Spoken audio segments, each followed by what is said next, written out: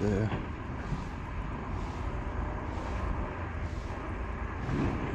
Trouts are getting chased. I mean, herring are getting chased by trouts right there in front of me.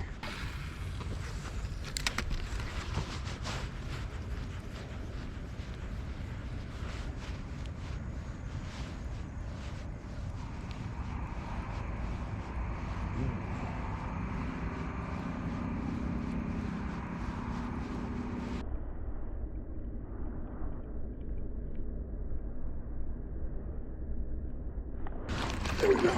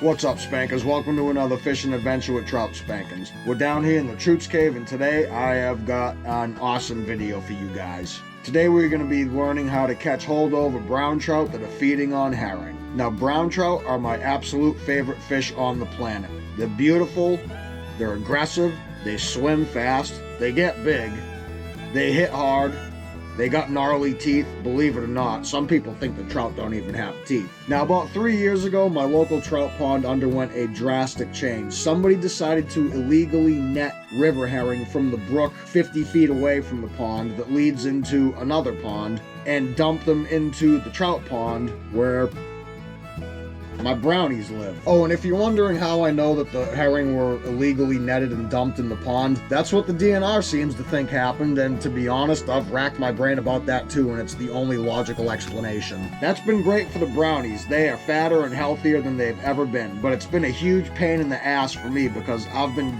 going nuts trying to figure out how to catch these things for 2 years. Now, if you're a striper fisherman, striper can be pretty easy when they're on herring. Freshwater, it's a different story. Largemouth don't have the greatest eyesight, but there's a window. They eat a couple of adult river herring and then they're full because herring are such big bait. Now with trout, they have even smaller stomachs, so the window is even smaller, and they actually have really good eyesight.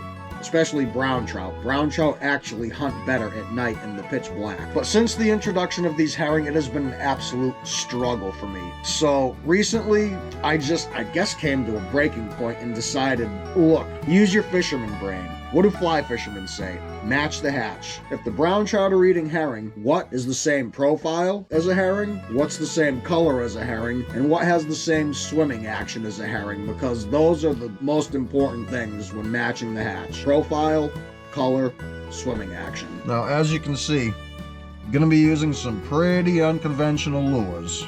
Some pretty big lures for trout. Jointed minnow. I mean, that's not a surprise.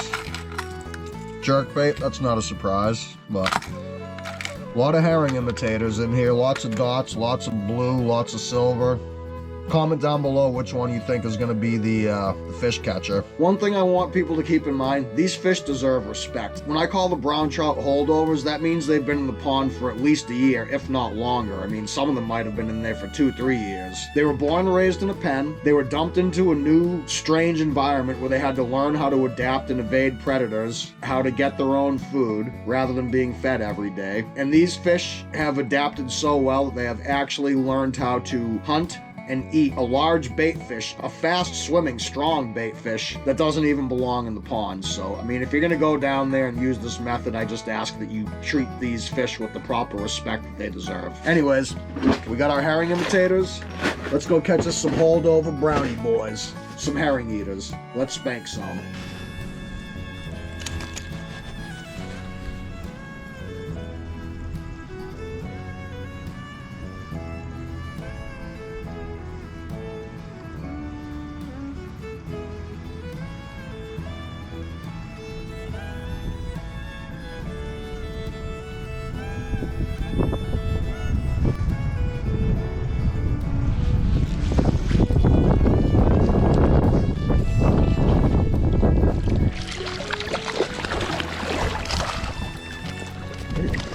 Cool. Alright, that works.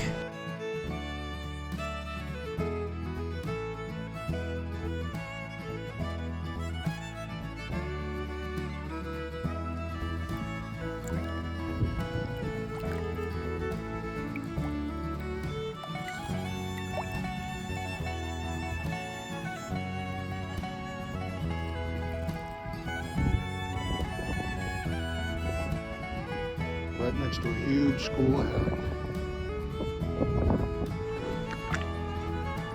That is ridiculous. There's so many herring in this pond now.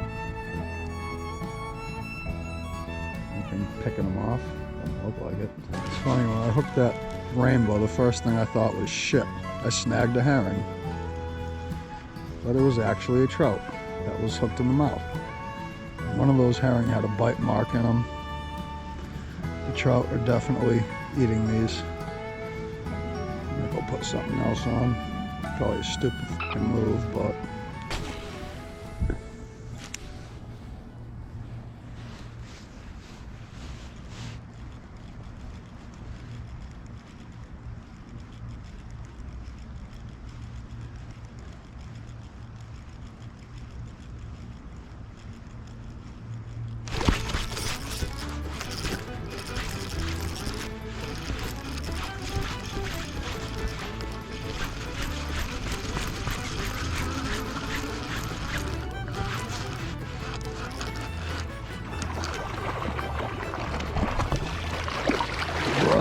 hell frickin' yeah, on the bull shad.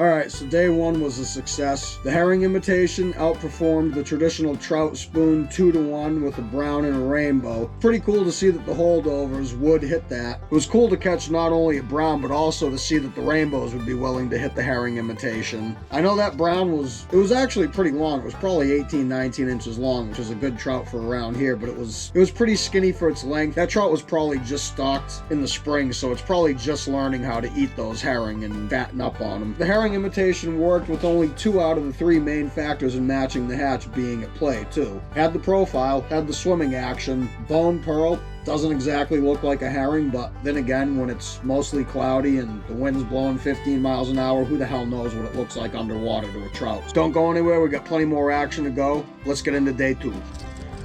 Alright, day 2. Hunting herring eaters. Got my little swim bait on. My Buka Baby Bull Shad Brown Trout beater. Baby. Say that 5 times fast. Yep, there's herring right here, okay. Well, that's step 1, finding the herring.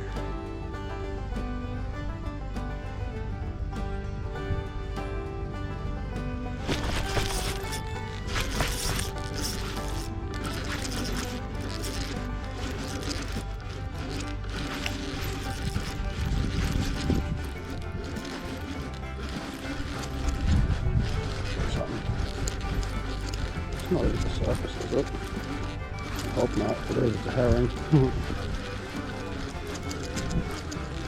No, that looks like a wounded herring over there. This is what I have right here. Let's see. Down. Nice. Awesome. That's definitely a holdover.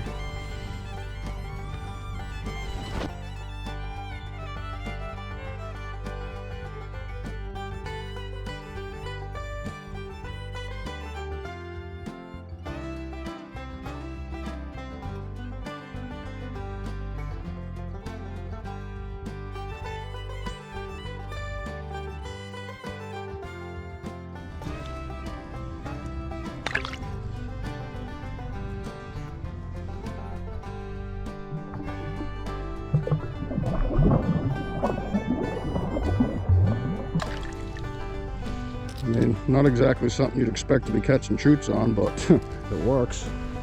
A little windy, but troots don't seem to care. I think they like it. I think the winds are blowing out all the warm water down to this end of the pond, and it's attracting the bait, which is attracting the troots. Lots of herring going by.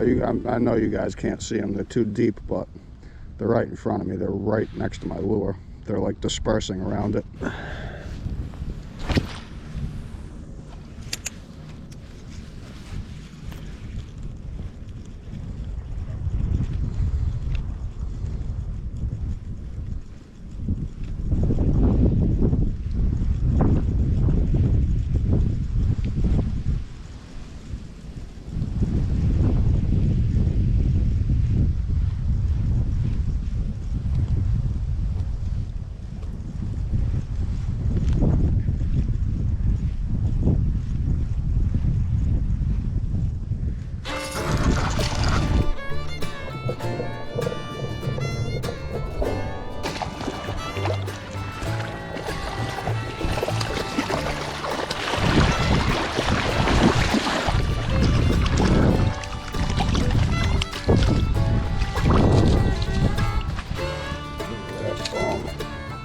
Beautiful.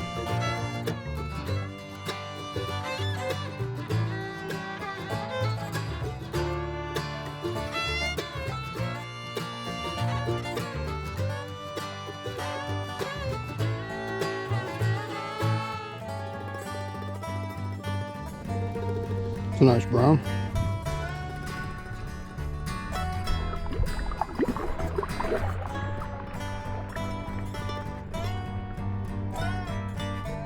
These brown trout are adapting rather well to eating the herring. It's discouraging and good to see at the same time. The herring shouldn't be here, but as long as they're benefiting the fish that are in the pond, I guess it's a plus.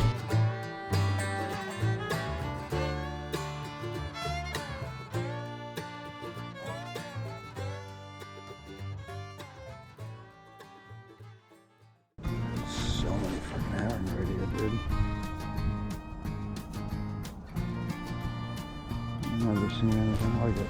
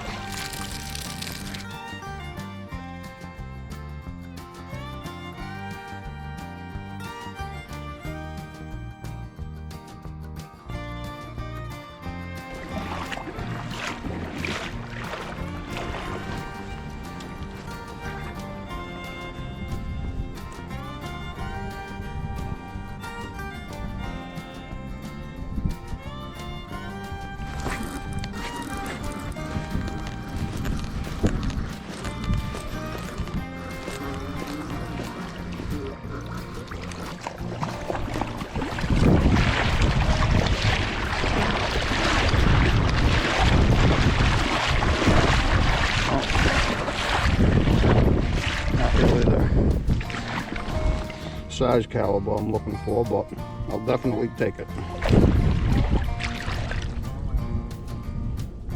Even the little ones will eat it. It's pretty cool.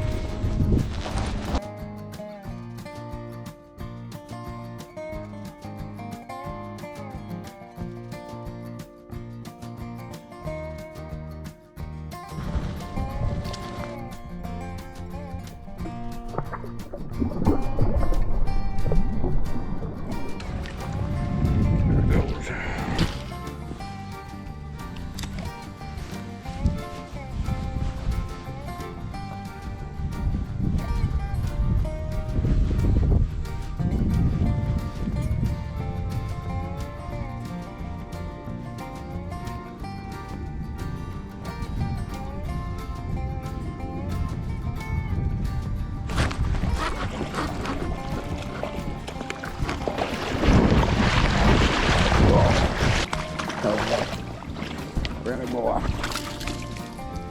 Look at that.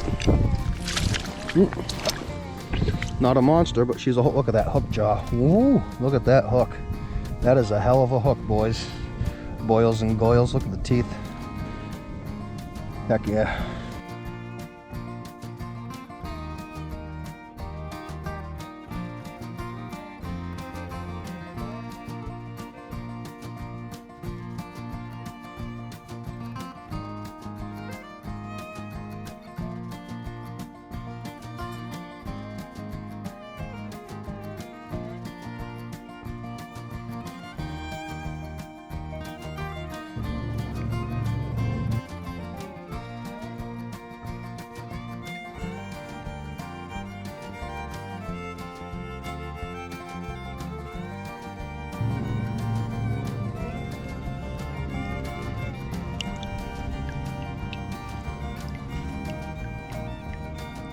Off he goes to eat some more herring.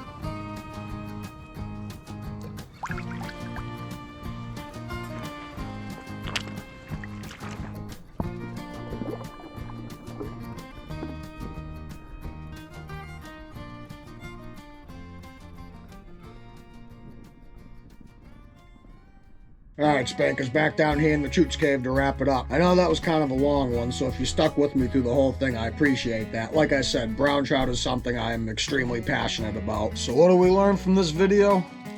Brown trout like joints. Am I a brown trout?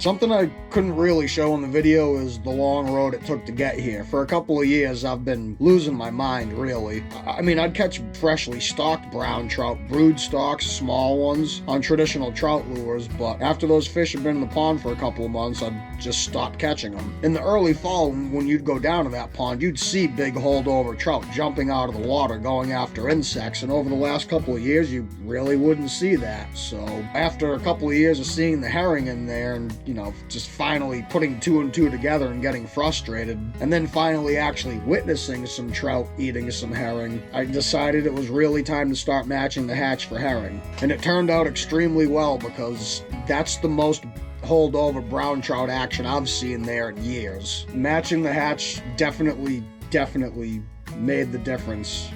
with imitating the herring. The profile and the swimming action, I believe, were the two most important things. The color was probably more dependent on conditions. The bone pearl seemed to work really good when the wind was strong and it was partially cloudy, but then on days where it was overcast with very little wind, or, you know, clear, no clouds with a little bit of wind, it didn't work as well. The more natural patterns like the threadfin shad worked better. The bone pearl caught the most fish in the video, but the threadfin shad caught the biggest one. The gizzard shad seemed to work good also on days where it was either overcast with no wind, or, you know, no clouds and lots of wind. I tried using a gold Buka baby bull shad, and it didn't work. I mean, the key really seemed to be finding the herring, imitate the herring, catch the brown trout. What really seemed to work best was finding the end of the pond where the wind was honking in your face and fishing there. I mean, it makes sense. Herring are mostly filter feeders, so if the wind blows all the zooplankton and everything down to one end of the pond, the herring are going to follow that, and the trout are going to follow the herring. Before everybody goes and buys up all the Buka baby bull shads for brown trouts, it's a little tougher than it looks. You're definitely not going to go out and smoke them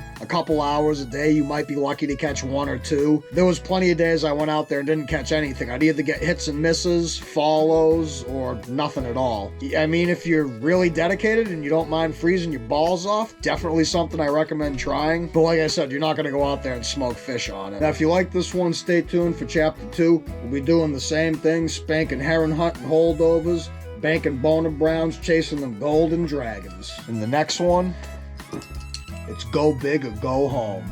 I'm just playing, we ain't going that big. We going pretty big for trout though. Anyway, hope to see you on the next one. Keep on spanking them.